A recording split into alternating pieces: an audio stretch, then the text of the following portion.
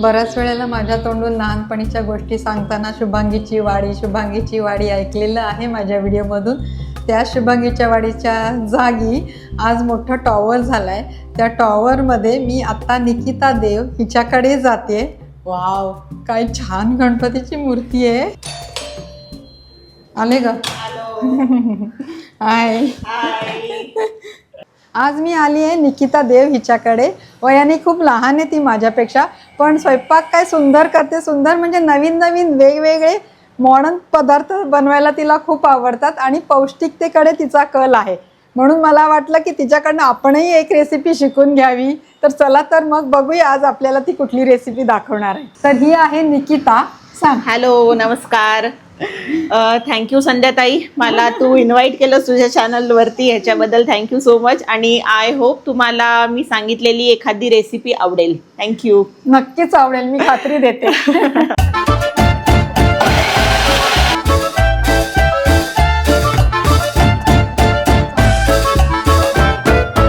आज आपण बनवतोय मलाई ब्रोकोली. अरे वा. हां, मग त्याच्यासाठी आपल्याला काय काय साहित्य लागणार आहे सांगशील? नक्की. ओके. तर ह्यासाठी आपल्याला लागेल ब्रोकोली, मीठ, लसूण, पनीर, दही, काजूची पूड, मिरपूड आणि लिंबू.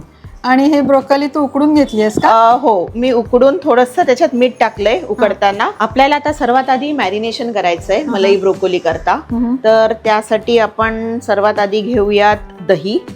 हे हंकड आहे. हंकड म्हणजे कशाला हंकड म्हणते सांग जरा. हे आपलं साधं दही मी थोडा वेळ चाळणीमध्ये ठेवलं होतं, त्याच्यामधनं सगळं पाणी निघून गेलं. आता दह्यानंतर पनीर घातलं, त्याच्यानंतर 3 लसणाच्या पाकळ्या, काजू पावडर, मिरपूड, मीठ आणि थोडंसं लिंबू. जर दही आंबट असेल तर लिंबू नाही पिळलं तरी पण चालेल. बरं झालं सांगितलंस. आता मिक्स केल्यावरती हे सगळं आता आपण हे सगळं मिक्सर मधनं ग्राइंड करूयात. अच्छा. हे मलाई ब्रोकोली आपण कशामध्ये बनवणार आहोत? आज आपण बनवतोय एअर फ्रायर मध्ये. Air fry. Very good. माझं फेवरेट आहे एअर फ्रायर.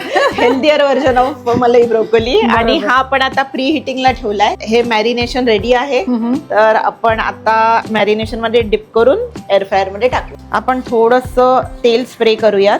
हे लायनर आहे ना तुझं एअर फ्रायर मधलं, त्याला तू तेल लावलंस. बरोबर. ठीक आहे. आणि ब्रोकोली घेऊन मॅरिनेशन मध्ये अशी डिप करायची आणि ह्याच्यामध्ये ठेवूयात. तुम्हाला हवे त्या साइजेस मध्ये आपल्याला ह्या ब्रोकोलीचे तुकडे करता येतील. आणि इनफॅक्ट कॉलीफ्लॉवरचं पण चालेल का? हो. ऍक्च्युअली ब्रोकोली आणि कॉलीफ्लॉवर हे एकाच फॅमिली मधले आहेत ना, क्रुसिफरस म्हणतात ना त्याला, दोन्ही त्याच्यातलेच आहेत. त्याच्यामुळे त्याचे पण छानच लागतील. आता थोडंसं ह्याच्यावरती आपण एक स्प्रे करूयात. बस. तुझी स्प्रेची बॉटल आवडली मला, मस्त आहे. आणि आता आपण हे सगळं एअर फ्रायर मध्ये घालूयात. आता आपण ब्रोकोली फ्रायर मध्ये घालूयात आणि 180 डिग्री सेल्सिअस एक 5 मिनिटासाठी आपण आता ठेवूयात. अच्छा. ओके. तिच्या किचनमध्ये मला इंटरेस्टिंग सापडलंय. हेल्दी टेस्टी, म्हणजे हेल्दी गोष्टी पण टेस्टी असू शकतात. किती छान. रोज आठवण करून द्यायला आहे. अच्छा, हे तू बनवलंयस? अरे वा. कशाने बनवलेस हे तू? हा MDFचं मी लेझर कट करून घेतलंय या गोष्टी. आणि त्याच्यानंतर हे डिकोपाच केलंय त्याच्यावरती. आणि मग फायनली हे हेल्दी आणि टेस्टी हे स्पून्स त्याच्यावरती चिकटवलेत. किती क्यूट आहेत असे छोटे. किती छान आहे ही कल्पना, जाम आवडली मला.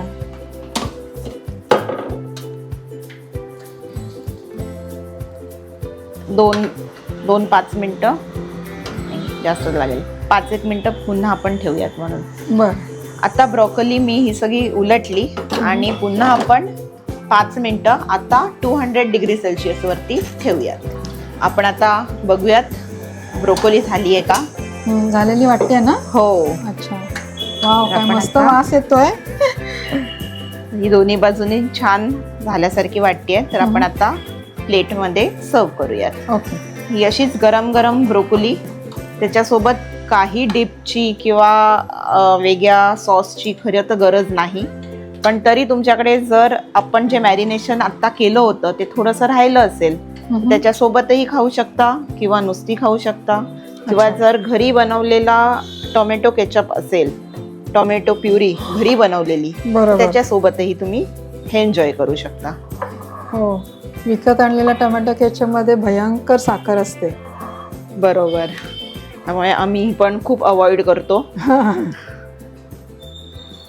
आता पूर्वी ना मला असं वाटायचं की भारतामध्ये जाऊन ब्रोकोली वगैरे कशाला खायचं, पण आता हल्ली ना ब्रोकोली काही इम्पोर्टेड भाजी राहिलेली नाही.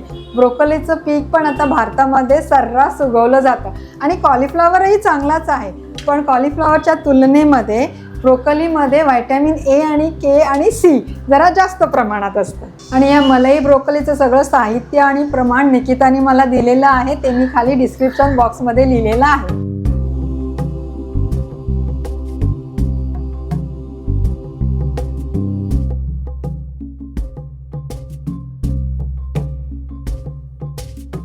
मस्त खा आणि स्वस्त रहा.